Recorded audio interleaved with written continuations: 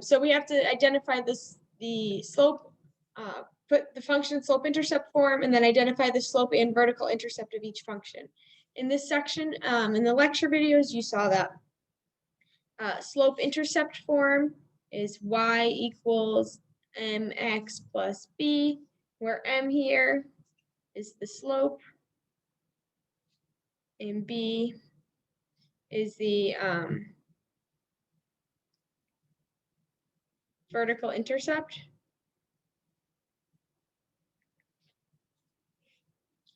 All right, so here we just have to kind of simplify this to figure out what m and b are. So we have h of t is equal to, when we have some addition or subtraction happening and then we're dividing everything, that means that we're dividing each portion. So we have 18t over 2 minus 5 over 2. So then h of t is equal to 9t minus 5 over 2. All right, so that's our slope intercept form. And then we have to identify the slope and the vertical intercept. So the slope is 9 and the vertical intercept is negative 5 divided by 2. All right, any questions there? Should we write the vertical intercept as a coordinate? So typically if you're just asked without the context of it being coming from the line, you should, if you did this on an exam, it would be okay because we're talking about it coming from the equation. But either way, I mean, if you write it as a coordinate is probably the safer way. So when x is 0, y is negative 5 over 2.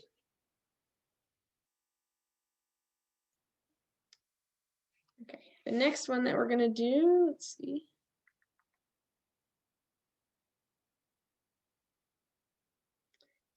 For problem 2, we're going to do parts A and B together. So find the slope of the line passing through the given points. So we're given 2 points and we have to find the slope. So remember, well, slope is average rate of change. We talked about average rate of change on Monday. So the slope can be found if you have 2 points of f of b minus f of a all over b minus a. And all that's saying, that's the same thing as saying like y2 minus y1 over x2 minus x1. So if you're given 2 points, it's just the xy points. So for A, we have the points 6, negative 4, and negative 15, negative 1. I'm just going to call this point A and this point B. Okay, so then our the slope is equal to y2, which is, or f of b, which is negative 1. And then we have f of a, or y1, which is negative 4. So minus negative 4 all over b, which is negative 15, minus a, which is negative 6. I mean, which is positive 6, so minus 6. So when we simplify this, we have negative 1 minus negative 4, so negative 1 plus 4, all over negative 15 minus 6. Okay, which is negative 1 plus 4 is 3 over negative 15 minus 6 is negative 21, which is equal to negative 1 over 7. And that's your slope.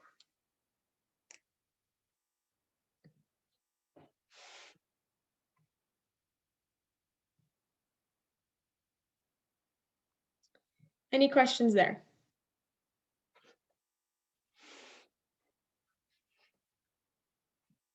Okay, so for B, if there's no questions. For B, again, I'm just going to use this first point here to be A and this second one to be B. So f of B is 2. Right? So here we have what's in h of 1 means that 1 is the x value and 2 is the output. So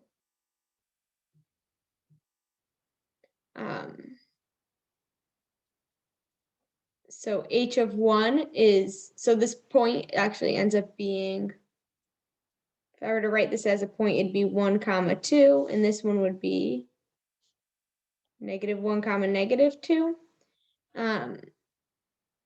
So make sure you guys understand that. You don't have to, if you understand it, you don't have to write out like what each point means. So we could go ahead and write the slope. So we're going to have h of 1, which is 2, minus h of -1, which is -2. So 2 minus -2 in the numerator.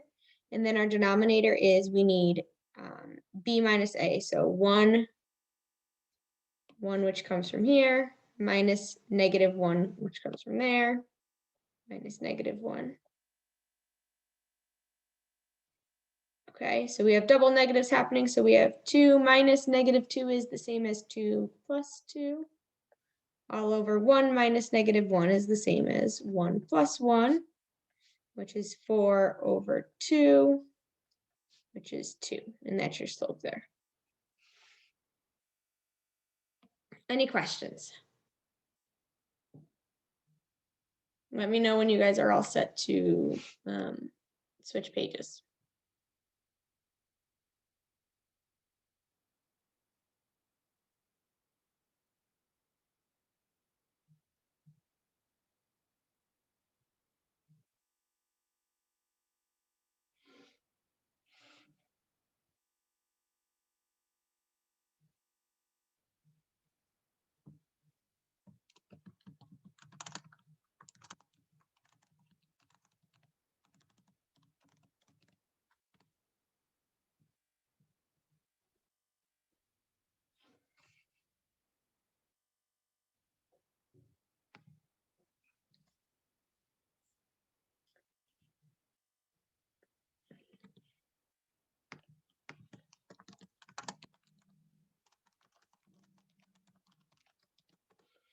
All right.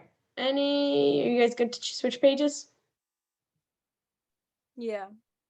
Yeah.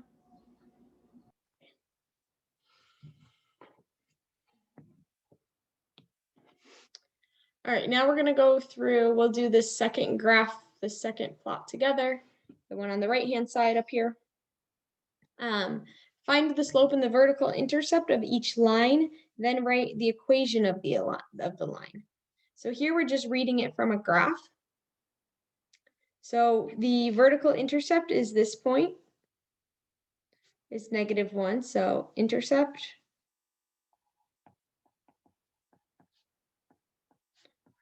is 0, -1. And then our slope, we're simply, you could either find 2 points, you could find another point that's easy to read, and you could do our slope formula, or find another point that's easy to read, like this one. And notice that we go down 2, so down 2, which means it's negative. And then we go to the right 3. So our slope is -2 over 3, right? We chose our rise over run. And when you go up, it's positive. When you go down, it's negative. When you go right, it's positive. When you go left, it's negative. Okay. So then we have to write our equation, which we're just going to plug in y equals mx plus b. Y is going to be y. M is our slope, which is -2 over 3 times x, plus b, which is -1. This here, you can go ahead and simplify by just doing y equals -2 over 3x minus 1. Any questions there? You don't have to draw out the graph if you're doing it on blank paper.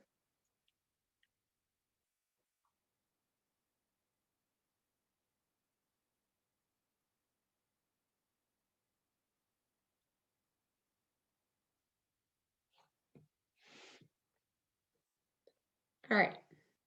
Problem 4, I'm not going to do this one with you unless you guys want me to after we finish the ones that I already picked to go through. But essentially what you're going to do is for the 5 linear functions, so for these 5 functions down here, match a function with its graph from this figure. So figure out what line 1 matches with, line 2, 3, 4, and 5. They all correspond to one of these, and just go ahead and match them. If you're doing it on blank paper, I would just write like A and then whatever line whatever, and then B and line whatever, C line whatever. Yeah. Any questions on that? You also do not have to draw out this. One more time? Yeah, so if you're gonna, so I'll give you one answer. You have to match each of these functions with a line here. So an example, this E is y equals 2, which means that it's a horizontal line. Line 3 is my only horizontal line here, and I'm sorry, y equals 2 is my only horizontal line here. And it's going through the point y equals 2. So when you write out your answers, just do like A, B, C, D, E, and then next to each letter, write what line it corresponds to. So E corresponds to line 3. And Thank then you. keep filling in the rest. Yep, no worries. Any other questions?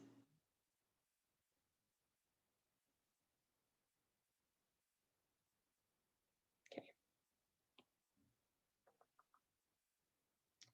Here we'll do problem 5 together, and then problem 6 I'll leave for you guys to do on your own. Problem 5, the elevation in feet E of t of a hiker t minutes after beginning her hike is given by E of t is equal to 35t plus 1,350. Write a complete sentence explaining the practical meaning of the vertical intercept of this linear function. Include units in your answer. So the vertical intercept, if we talk it through, means that it's at time t equals 0. So the practical meaning is that she's starting her hike at 1,300 feet high. So the hiker starts her hike at 1,350 feet high. Ooh.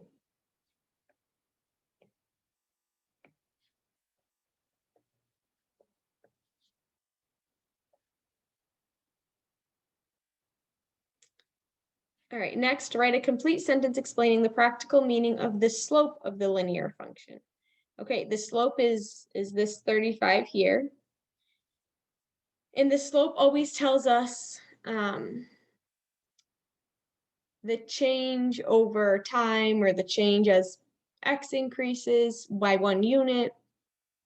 So the slope is always the amount of increase or decrease per input units change, per single input unit change. So here, every minute, because our t unit is minutes, every minute that our hiker is hiking, she gains 35 feet in elevation. So every minute, the hiker's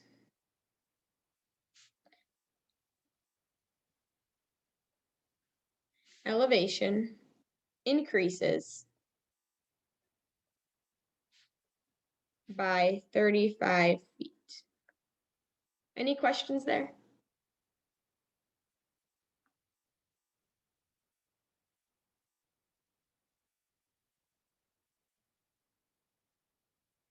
All right, why don't we go ahead and do problem 6 together? but I want you guys to give me the answers. So the distance in miles from the finish line D of T of a bicyclist T hours after beginning a race is given by D of T equals 50 minus 25T. So what is the practical meaning of the vertical intercept of the linear function? Miles. Yep, but we need it in a complete sentence. So the output is telling us how many miles they are from the finish line. But for the vertical intercept, that when t is equal to 0, we have, so if we mathematically plug t equals 0 in, we end up with the distance is 50. So can someone put this in a complete sentence for me? The race is 50 miles, or she's 50 miles from the finish line? Perfect. So you could say either way. You could say either way. You could say the race is 50 miles long, or you could say the bicyclist starts the race 50 miles from the finish line. So the bicyclist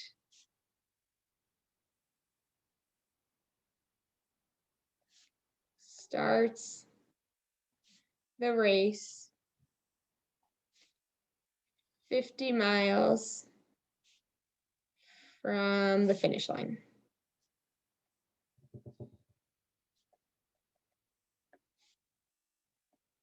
Okay, so what happens let's explain the slope. So the slope is negative 25. Can someone explain that in practical terms? For every hour, the cyclist travels 25 miles. Good. For every hour,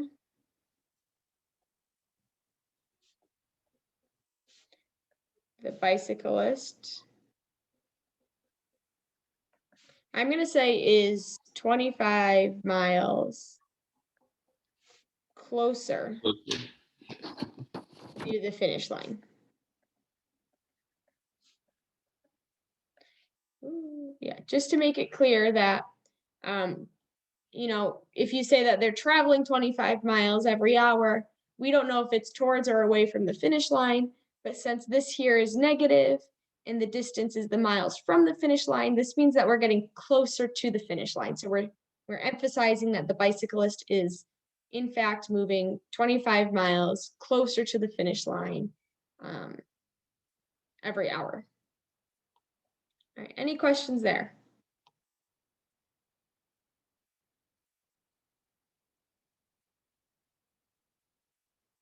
All right, I'm gonna go ahead and let you guys work on the rest of this. So you have problem 1, part A to do. Part A, you have problem 2, part C and D, and then all of problem 4 pretty much besides part E. All right, let me know if you guys have any questions.